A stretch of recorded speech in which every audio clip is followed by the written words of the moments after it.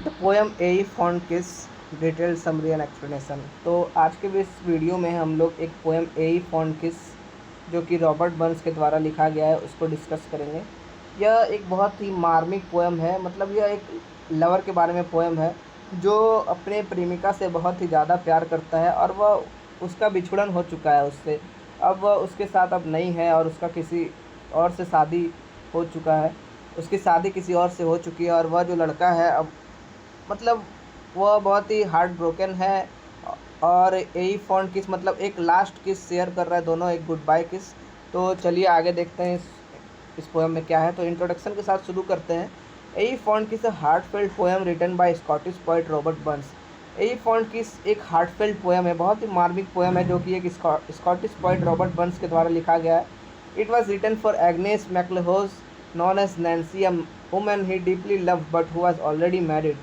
यह जो पोएम है एक लेडी के बारे में है, एग्नेस मैक्लेहोज, जिसका नाम नैन्सी है। वुमेन ही लव डीपली, जिसको वह बहुत ही मतलब सच्चे दिल से प्यार करता था वो, but who was already married, लेकिन उसकी शादी हो चुकी है।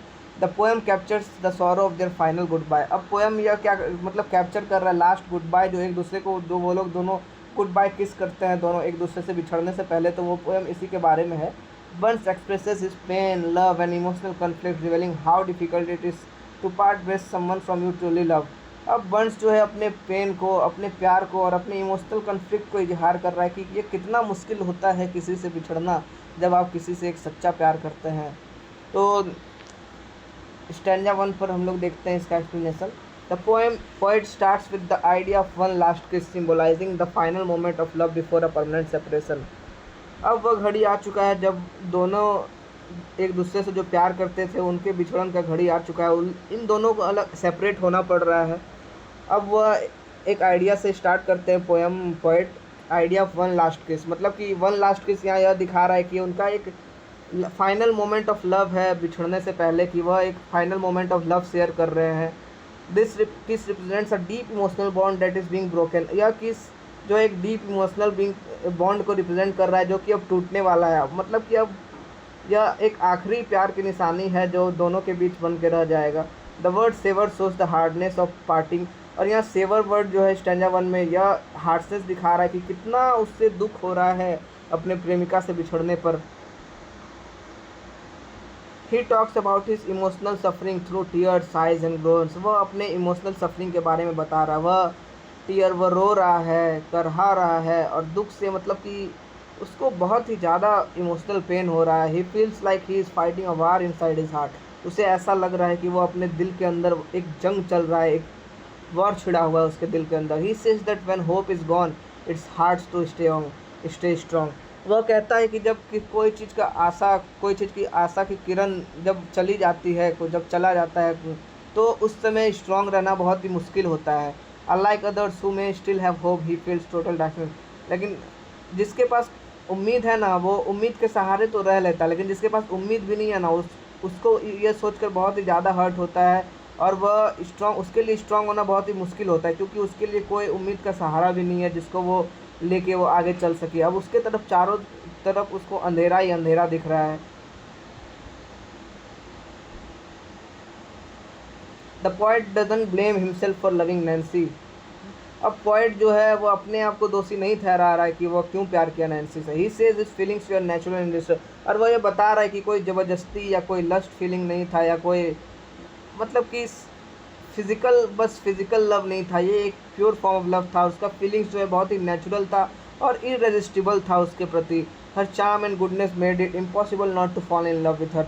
और उसकी जो खूबसूरती और उसकी अच्छाई जो उसके अंदर भरा हुआ था, पोएट जिससे प्यार करता था उसको, उसकी जो खूबसूरती था उससे को मतलब उसके पोएट अपने आप उससे प्यार करने से रोक नहीं पाया। For him seeing her once meant loving her forever. उसके लिए उसे एक बार देखना उससे ज़िंदगी भर प्यार करने के बराबर था। He reflects on their relationship and wonders if it would have been easier if they hadn't loved each other so much। अब उसे लगता है और वह अपने रिलेशनशिप के ऊपर झांकता है और अपने पहले के बारे में सोचता है कि क्या आज ऐसा नौबत आता अगर हम लोग प्यार में एक दूसरे से पड़े ही नहीं होते, अगर एक दूसरे से इतना प्यार किए ही नहीं होते तो क्या आज ये नौबत आता, इतना जो पेन, इतना जो सफरिंग हम लोग को सफ़र करना पड़ रहा है एक दूसरे से बिछड़ने पर, तो आज ऐसा नहीं होता अगर हम लोग एक दूसरे से प्यार नहीं करते। If they had never met or never had to be part where their hearts wouldn't feel so broken. अगर वो एक दूसरे से कभी मिलते ही नहीं, ना ही एक दूसरे से बिछड़ना पड़ता है, वो लोग बस एक अजनबी होते अपने अपने जगह, तो उनको आज इतना हार्ट ब्रेक जो अभी फेस करना पड़ रहा है, उनके हार्ट जो उनका दिल, उनके उन दोनों का दिल जो एकदम बिल्कुल टूट चुका है, वो ना होता। He feels both Joy and pain because of love. यह सोचकर उसे खुशी तो होता है, लेकिन साथ साथ ये अब वह बिछड़ रहा है तो उससे बहुत ही दुख भी होता है।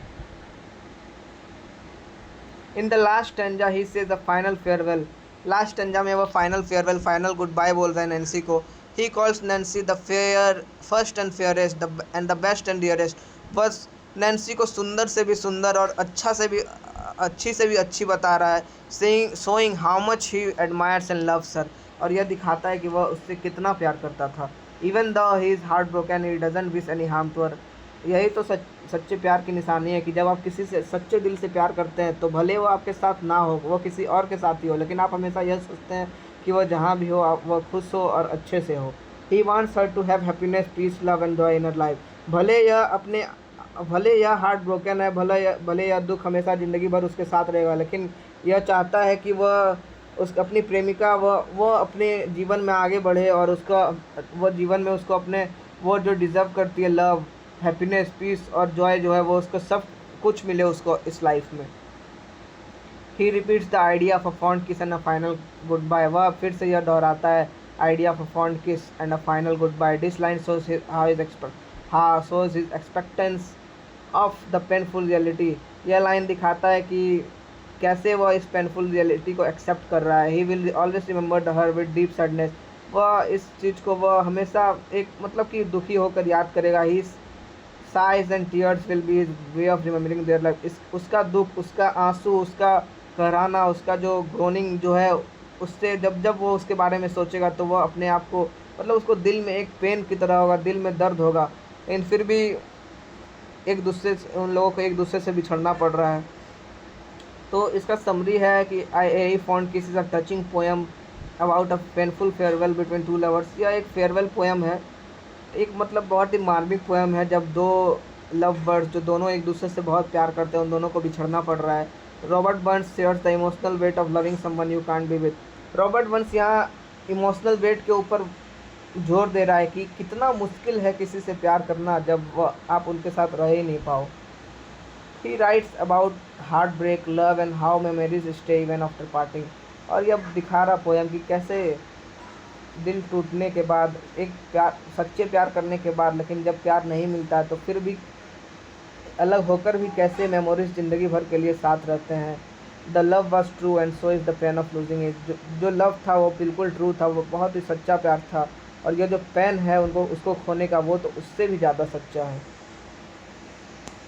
The poem expresses both the beauty and pain of true love. यह पोएम दिखाता है कि प्यार में बस जो मतलब कि खुशियाँ ही नहीं लेकिन बहुत ही पेन भी होता है। Love bring pain and happiness both at the same time. Burns shows how difficult it is to say goodbye when love is strong. और बर्न्स बताता है कि गुड बाय कहना, किसी को छोड़ना, किसी से ब्रेकअप करना, या बोल सकते हैं किसी से दूर जाना कितना मुश्किल है जब आप उससे सच्चा प्यार करते हो। Even the lovers must part, the emotions stay forever. यद्यपि वो तो अलग हो जाते हैं लेकिन इमोशंस तो कभी अलग नहीं हो पाता। इमोशंस हमेशा के लिए, सदा के लिए रह जाता है। The poem leaves us with the message that love can be unforgettable even when it ends in sorrow. और यह पोएम इस मैसेज के साथ ख़त्म होता है कि लव जो है अनफॉरगेटेबल होता है even when it's and with sorrow. Thank you for watching.